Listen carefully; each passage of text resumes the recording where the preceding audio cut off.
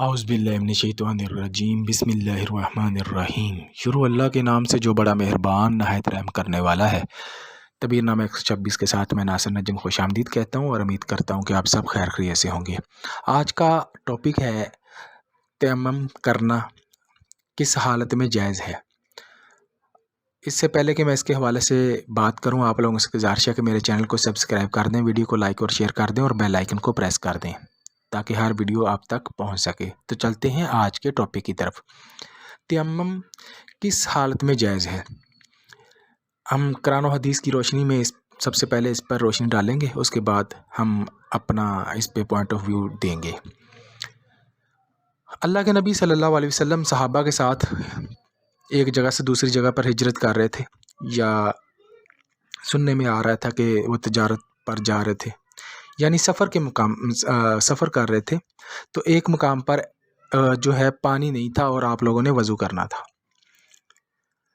صحابہ سے کہا اللہ کے نبی صلی اللہ علیہ وسلم نے کہ دائیں بائیں پانی تلاش کریں۔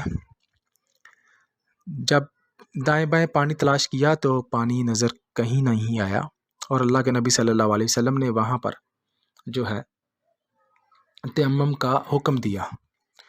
تو یہاں سے ثابت یہ ہوتا ہے کہ جہاں پر پانی نہ ہو وہاں پر آپ تیمم کر سکتے ہیں، لیکن ہمارے بہت سارے علماء حضرات جو ہیں وہ جو ہے کہتے ہیں کہ نہیں جی، آپ تیمم کر سکتے ہیں، اپنی مرضی سے کر سکتے ہیں، اگر پانی ٹھنڈا ہے تو کر سکتے ہیں آپ، اس میں کوئی حرج نہیں ہے۔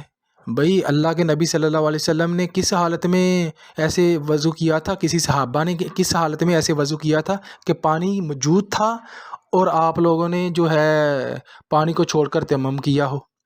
ایسا کہیں بھی کسی بھی حدیث سے ثابت نہیں ہے۔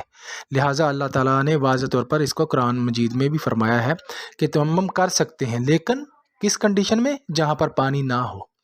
اب یہ جو ہے علماء حضرات خود بھی جو ہے تیمم کر لیتے ہیں جبکہ پانی ہمارے ہاں وافر مقدار میں ہے، تو ایسی حالت میں آپ کا وضو نہیں ہوتا۔ اگر آپ پانی کے ہوتے ہوئے تیمم کرتے ہیں تو تیمم کا کرنا اسی حالت میں جائز ہے جہاں پر پانی نہ ہو۔ لہٰذا میری دعا ہے کہ اللہ آپ کو اور مجھ کو صحیح دین سمجھنے کی توفیق عطا فرمائے۔ وآخر دعوانا الحمدللہ رب العالمین۔